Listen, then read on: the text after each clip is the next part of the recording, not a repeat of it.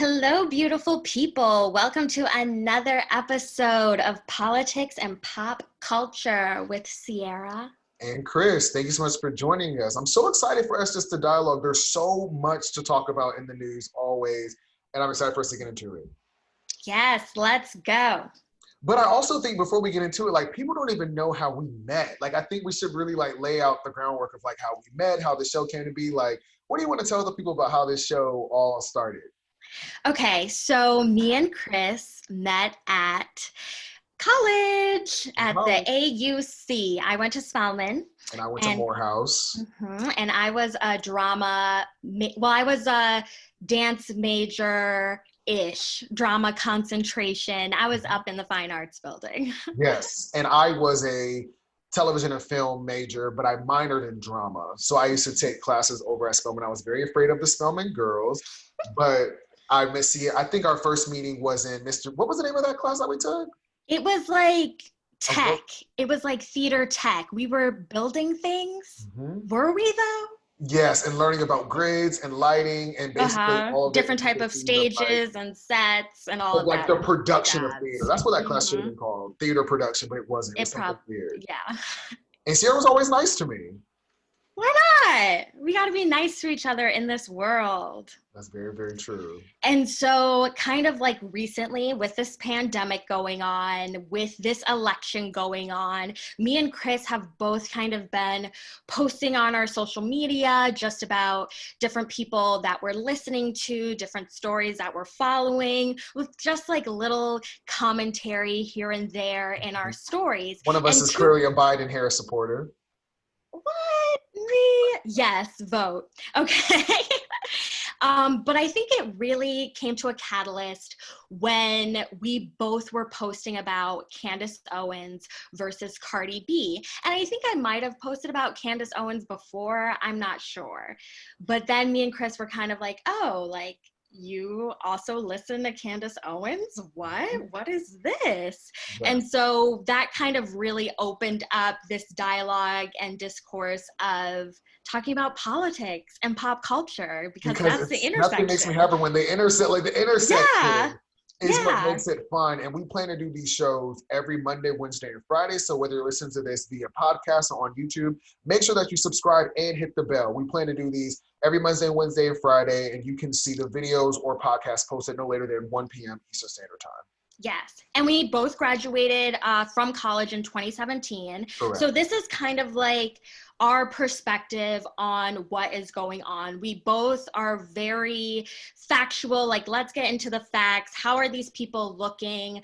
And really trying to work our way and navigate through this election, through this news, through social media to try and find some type of balance, some type of sense. And so we just want to share our opinions with Absolutely. you. And I think we can jump right in with the town hall that took place last night. If any of you are not aware, Donald Trump hosted a town hall in Washington? Where was he? No, Pennsylvania? Philly? Pennsylvania. So NBC News reported, we're going to read a little bit of this article. The national and state polls all Philadelphia. Yes. Okay. President Trump had a town hall in Philadelphia. And the article that I'm reading was based out of Washington. That's why I was like kind of confused. The national and state polls all show that President Trump's two weakest issues are the coronavirus and race relations. And they were the first batch of questions he got at last night's ABC town hall, which put him on the defense from the get-go. Sarah, did you watch any of the town hall at all? I saw clips. It's just something about listening to Trump. I know it sounds weird, but just listening, it just makes me feel some type of way. So I read the transcript. Nice. Well, I saw the small clip of the woman who asked him about his coronavirus response. And when, because everybody was aware, if you guys aren't aware, Bob Woodard did an interview with Donald Trump. And in those clips, in those video recordings, he said, I like to downplay the coronavirus. Of course, that was very offensive and really hurt a lot of people because the coronavirus, as of right now, has killed upwards of 190,000 people. So for Donald Trump to say, I downplayed it, I like downplaying it, it really is a middle finger to all those lives that were lost. So someone called him out on that. And his response was, I didn't downplay it. I actually, in many ways, I upplayed it in terms of action. My action was very strong. we didn't see President Trump wear a mask or any type of PPE until I think June. When there was a woman who asked Donald Trump a question and she had her mask on, and then she takes the mask off in the town hall, and President Trump says, "I like what you did there," as in you taking off your mask was like cool. And I just feel like to this very moment, as we just saw last night, he still is downplaying the virus. He's still not practicing CDC guidelines about social distancing. He just hosted a rally in Nevada last week, which was just like, it had no type of social distancing, and they even were fined for that event. So I don't think the Trump administration has really done a good job with the coronavirus at all. And it's very, very unfortunate because whether we like it or not, people are dying. Like I know someone who's died from the coronavirus. So when we downplay it, when we don't wear our masks, when we don't enforce social distancing, when we act recklessly, it really speaks to character. What do you think? I agree. It's just like every single, and it's a quote. He said, I downplayed it. Like, On the that's tape. what he said. I wanted to always play it down. I still like playing it down. So it's not like we are mincing words here. Like, that's what he said. And so now he's saying that that's not what he was doing, even though that's what you said. And that's one of the biggest critiques of Donald Trump is the lying and just the twisting of facts and actual moments. You can't deny, like, we have you on audio. Like, you cannot play with that. Like, you clearly were wrong. Own it, acknowledge it, apologize even, and then move on. But just to completely denounce and deny what you did is that I don't know how people can still rap with Trump because of that. Like that, his coronavirus response was really awful.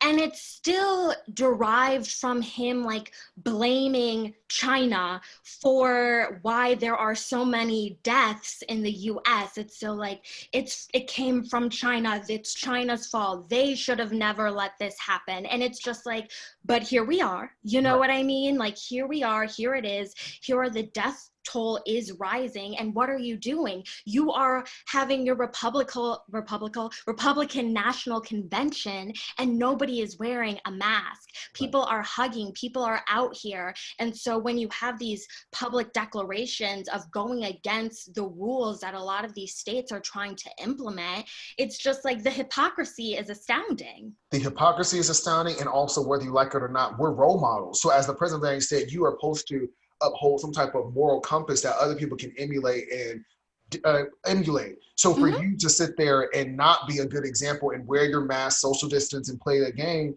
you're contributing to bad behavior because people are going to look at you and say, well, Trump's playing it now, I'm going to play it now. When this isn't, the coronavirus is not a bipartisan issue. Whether you are a Democrat, Republican, liberal, or independent, if you get the coronavirus, the coronavirus is not going to say, well, I think they're Republicans, so let me just chill. The coronavirus is going to get in your body and you're going to be impacted. So I just really am not a fan of President Trump's response to the coronavirus, and I think it's to his priorities and his character, and it's all very, very disappointing.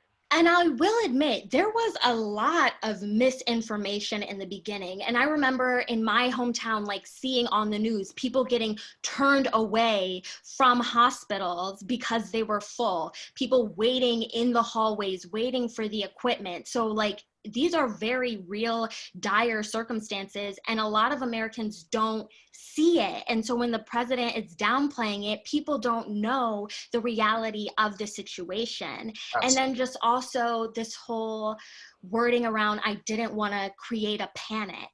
And it's just like, but you have created a panic in so many other areas, like with immigration and with law and order, like that, those are real panic issues that have been upplayed by this administration. So when it comes time to this, it's like, I don't want to create a panic.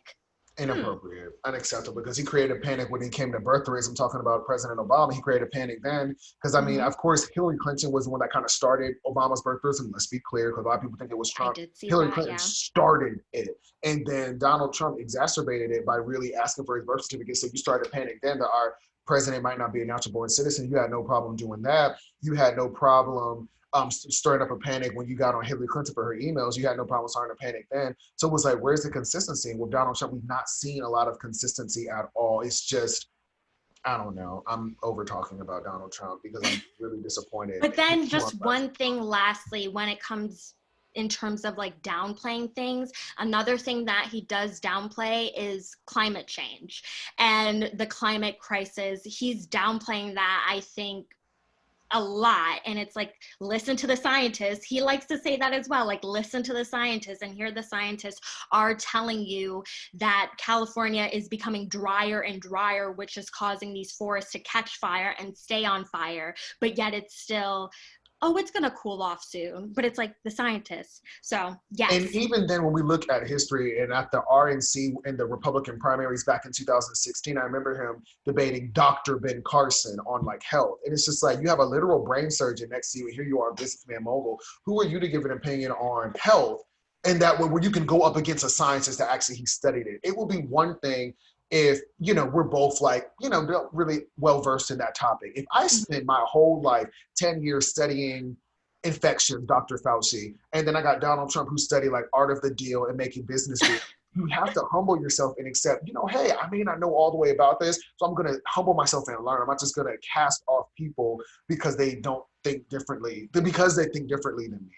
That's irresponsible, and that's not a good leader. And Donald Trump's response to this coronavirus has been catastrophic, and he should be ashamed of himself. Yes.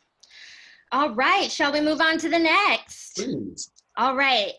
Louisville agrees to pay Breonna Taylor's family $12 million and enact police reforms in historic settlement. CNN reports that Mayor Greg Fisher, sorry, Taylor's family and their attorney announced a settlement at a joint press conference on Tuesday of Taylor. A 26-year-old EMT was killed in her home by police on March 13th. Here's the important part.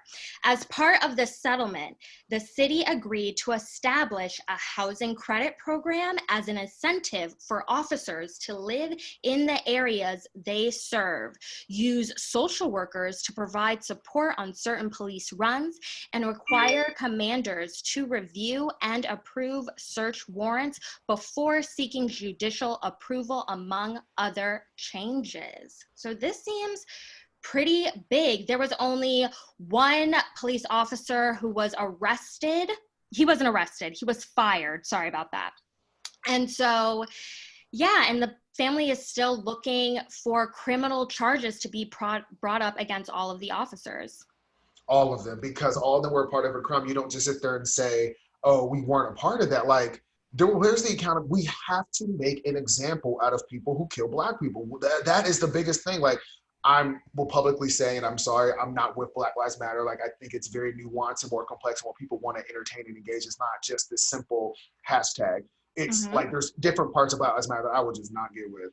But the notion that a Black person should not be senselessly killed by a police officer, we've not had a clear example of somebody being held accountable for those actions. I always give the example of Michael Vick and the dog fighting situation. When Michael Vick had them dogs fighting, they took his everything. He lost his job. He went to prison. They embarrassed him. So we've not seen a single major case of public dog fighting since Michael Vick. He was made an example out of. He was held accountable for his poor behavior. Not once have we seen a law enforcement officer, a white person, who senselessly kills a Black person. We have all this outrage, George Floyd, Jacob Blake, Tamir Rice, Fair. We can go down the list. And we've seen that person really be like castrated, like really like life over. We're going to lock you up. We're going to take your job. We're going to embarrass you. None of that. And I think that's what the whole Black Lives Matter point is like, y'all can't just kill these people and then say, oh, we're going to give a settlement to the family of taxpayer dollars, and we're going to kind of make a couple adjustments. Like the people who shot the gun, I think we talked 10 bullets, pop, pop, pop, pop. Yes, pop, Hanscom pop, fired pop, 10 pop. bullets into an empty, dark apartment. You are held responsible for some of that. You cannot just get away and be fired and tapped on the wrist and then just move on. You need to be in jail because you had no right pop, pop, pop, pop, pop, pop, pop, pop, pop, pop, pop, pop, pop, into any type of space ever. That's unacceptable, and they should be punished for that. Yes, exactly. And so a grand jury has been impaneled to investigate the shooting. And then the thing is also no body cams. And I'm just like, so we make these laws, we buy the body cams, but then the officers can just not wear them, not use them. And it's like in these cases that this video evidence could do so much to really just get down to business. Like, you see it for your own eyes. Like, let's really enforce and make sure that they're using these body cameras, because it helps in the justice process. But family wants criminal charges, I want criminal charges. Like, this is the system. But there is this other case, this other movement that's going on with abolishing the police and getting rid of the whole police system, the whole criminal justice system, and that includes the prison system. And so I just think it's an interesting way of thought that people can think about and reflect on, and whether or not like this is something that future generations can achieve, is that they don't want the cops to get arrested who killed Breonna Taylor. They want them to make up for those sins in the community. Like, what can they do to make up for taking a life? Like, what does that look like in a community?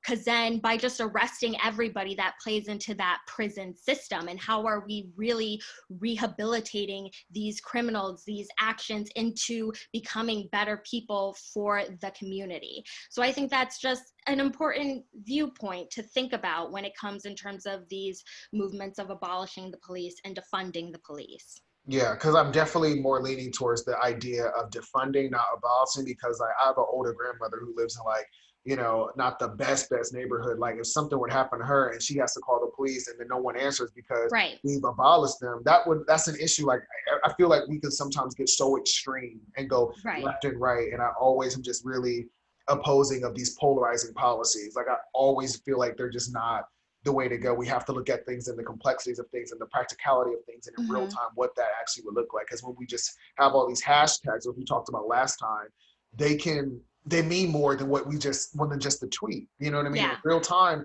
if you are in a crisis, who you gonna call? You gonna call on Jesus, and then you gonna call 911. And if 911's like, oh, I'm sorry, we're defunded. Yeah, because 911 is the reality of our circumstances. We have been trained, like, toddlers know to dial 911 when something is going wrong. And with abolishing the police, I think it's really then turning all of our work on the community and the people in the community, and raising a society where we are looking at the best in human beings and looking at the best in our neighbors and just wanting the best for everyone who's here. But unfortunately, like, fear takes over, you know what I mean? And property takes over, and capitalism, like, let's be real, like, capitalism, it's the answer for everything that's going on. So yeah. I'll be interested to see what happens. I don't think the Breonna Taylor situation is over, but I definitely think I want to see what this jury has to say. It has to. Daniel Cameron has to do a better job as the attorney general to hold people and accountable. Why was he just fired? Like, you killed someone, sir. Like, Brett Hanskin, he's the officer. Like, you killed someone. Like, Makes no sense. In the world of pop culture, TMZ has just reported that Cardi B is apparently over her marriage to Offset. She just filed for divorce, TMZ reports. The rapper filed for court docs in Georgia, indicating that she's seeking a dissolution of marriage. Cardi is listed as the plaintiff and Offset is listed as the defendant. I wonder on the court documents, does it say Cardi B and Offset? Like, does it say Belcalis? And I don't know what Offset's real name is, but they say she filed the paperwork on Tuesday. According to the court docs obtained by TMZ, Cardi is seeking primary physical custody as well as legal custody of their 2-year-old daughter, Culture. She also wants Offset to pay child support. Unclear how much till at this point. No word on spousal support either, for now at least. She also makes it clear in her docs that they're currently separated and there are no prospects for reconciliation. So the marriage is over. I feel played. Well, why do you feel played? It's just like, with celebrities, with artists, you kind of become enraptured in their stories and their lives and what they're doing and their culture, how they're living. And they've had this rocky relationship before. From the jump. And so it's just like, all right, they're married. We all want love. We all want to believe in love. I think as a culture, we love and have this obsession with power couples. We just, 2 people coming together, grinding, hustling. And it's just like, is it real? Is it organic? Are they just acting? Are they just doing this for money? Because that's what I feel like now. Y'all got married to flex this family just for money. Like, Offset, you've been had kids. You know what I mean? Like, you wasn't trying to be family man before, but now that it's kind of profitable for you guys, it's all over everywhere. And I'm just like, I'm over it. I do not like this. I think it's a mess. I also think if you want to see how something's going to end, you have to see how it begins. And I think Offset came into a relationship with 3 kids and 3 different baby mothers. So where was that conversation on values? Did Cardi B feel like she just had some wop that was just going to keep him at home? Like she thought that she was. She said, "I don't cook, I don't clean." Yeah. Like, and it's just like we have to just looking at it from a human level, not like in a celebrity level, like where is the conversation on values? Because you can be sexually attracted to anyone. That's kind of arbitrary to say, oh, like she's attractive, I'm gonna have sex with her.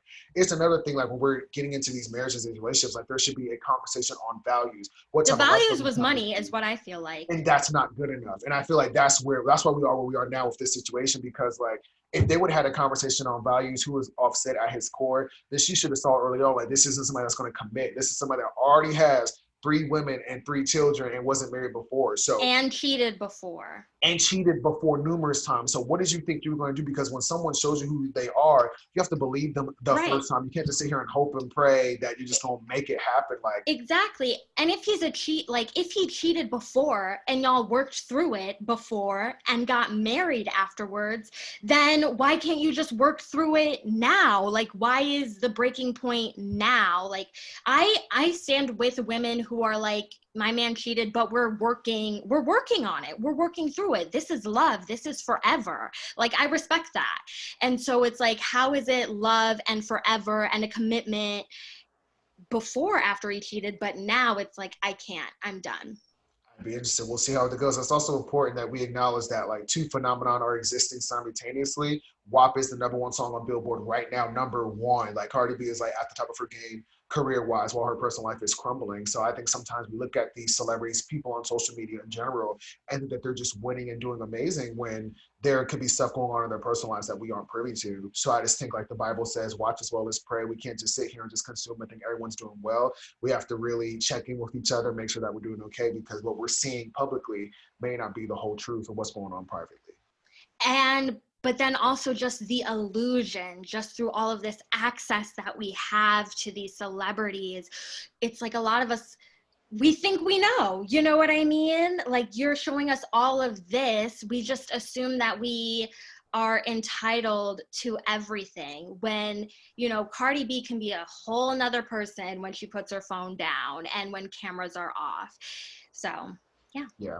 That's it. Interesting. So we'll be following that, keeping you all updated on the Cardi B and Offset dissolution of marriage. We'll be following that story closely. All right. And I'm excited for this topic. Dancing with the Stars. Dancing with the Stars. I love... It's always been out since we were kids. Yes, it's been around forever. And it's just like, everybody been through, not everybody, but a lot of your faves went through Dancing with the Stars. Zendaya, Normani, just Black Girl Magic on Dancing Kim with the Stars. Kardashian, Wendy Williams, Nene, Stacy Keibler. That's when I first heard of Dancing with the Stars. When Stacy, do you remember Stacy Keibler? Do you remember that season? That was way back in the day. The first time I ever heard of Dancing with the Stars was when Stacy Keibler, the WWE wrestler, was on there. And so Amber Riley, just a lot. And I remember when they had a live band, they had a big orchestra, and then it was a controversy because they switched it to a DJ. Well, now they just switched it all off. No audience, of course, because of social distancing.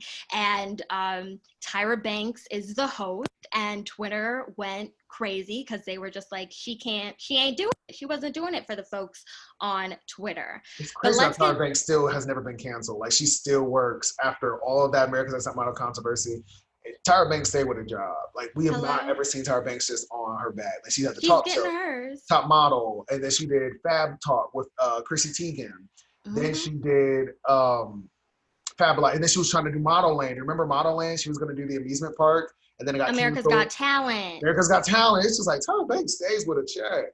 She is not slowing down. Okay, so let's go through the cast. Ooh. Now, they've been showing previews for this on like commercials and stuff. And my dad was like, when they name someone's name, he's like, don't know, kind of know them. He's like, who are these people? Okay, so we have Monica Aldema, and she was the coach. Do you know the Netflix documentary Cheer? No. Okay, she's the coach on the Netflix documentary Cheer. Okay. And then we have the one, the only infamous Carole Baskin. Who I know because Tiger King was such a big hit. I never watched it, but I know there's this woman named Carole Baskin that allegedly killed her husband, and she's obsessed with cats and Tiger King. Mm-hmm. And her husband's family got an ad out during Dancing with the Stars for anyone who has like information on their dad's disappearance to call the number. Oh, so they were like, oh, God. You think you had this platform, but we come in on your platform and we're going to talk about our dad. I did not know that. That's pretty iconic. They must have a lot of money if they can afford a primetime slot Dance with the Stars. Like, he was rich. He was wealthy. Oh. And so she danced to Eye of the Tiger. Oh my God. And she had energy. It wasn't good. It was bad. But she was excited to be there. Let's just say that. Okay. Next we have Caitlin Bristow. Know her? No.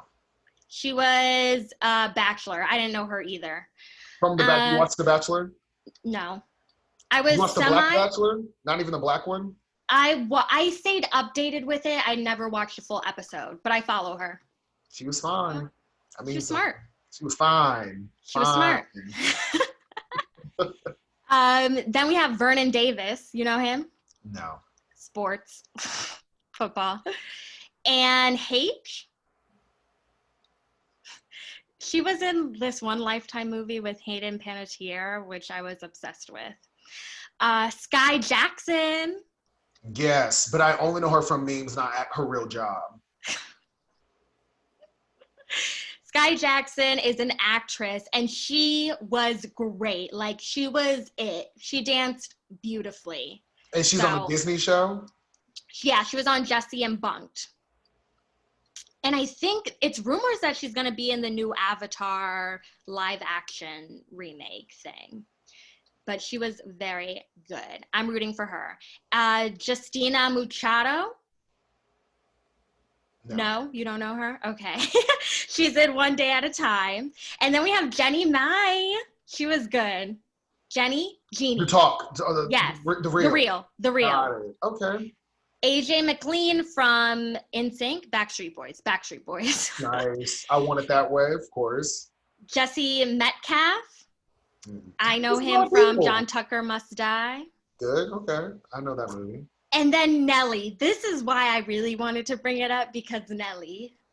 Like, wow. It's unfortunate that he's not making music, because he was arguably one of the top artists of the early 2000s when we think of his album Nellyville, which featured Air Force One, Dilemma, Pimp Juice, all those impressive and songs. I think he should just dance to all of his songs. He could, but it's just like, this was a diamond-selling album. Then he also followed up with like Sweatsuit, which had My Place, and the song was so over and over again. Like, this is somebody who really was in the music culture for a long time. Yes. And he resort to a Dancing with the Stars. That's kind of like disappointing. Like, he should have been making music that people are still bumping to.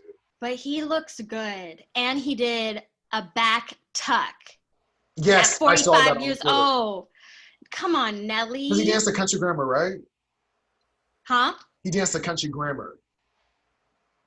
Do you want to go and take a ride with me? Yes. I did not know that was the name of that song. Whoa, where am I? See. I'm canceled. Cancel me now. We'll be following Dancing with the Stars this Hmm? I said we'll be following Dancing with the Stars this season for sure. For rooting sure. For Nelly. We're rooting for Nelly, though. Team Nelly. Nelly. Then we have Neve, Charles Oakley, Chriselle Staus, Johnny Ware. And that's it. We wish all the contestants an ounce of luck, and if they try to dance, we hope they can achieve longevity. Yes. And safety and social distancing and all of that great stuff. Wow. Well, really good things going on in the world. Yes. A lot is happening. Yes. And we always like to end the show with a little bit of like personal development. Mm-hmm. And one thing that I've just been advocating for is like standing in your truth against opposition. It's one thing to be in a quote unquote safe space and be around people that think like you, talk like you, look like you. But it's another thing to stand in your truth as an individual, in the face of people who may not agree with you. So we were talking a lot about Candace Owens, and a lot of Black people are not Candace Owens fans. And for me, on a personal level, like I was on social media talking about how I read her book, and I faced a little bit of blowback, but I wasn't afraid to engage that. I was able to say like, I want to read this book. It meant something to me. I like some of the ideologies, and I'm not afraid to be that person. So anywhere in your life, whether it's the books you read, the foods you eat, the love that you have, like whether it's your sexuality or gender expression, or even your clothes or your money, like sometimes it's okay to say, you know what, I'm broke. It's okay. Stand in your truth in the face of opposition, no matter what. Yeah. Stand in your truth, and also find your truth and challenge your truth and Challenge your test truth. out different truths and just really like feel it out. And you're not going to know everything, all at once, and just let it come to you when it comes to you. But then also once you believe in something, once you believe in it and you have your facts about it, stand firm in it, and defend it and talk about it. Do it. Go for it. Absolutely. I agree. Well, Ciara, you want to wrap us up? Yes, that is it for the day. Thank you guys so much for watching Politics and Pop Culture with Ciara And Chris. We'll see you all on Friday. Thanks so much for following. Bye. Bye.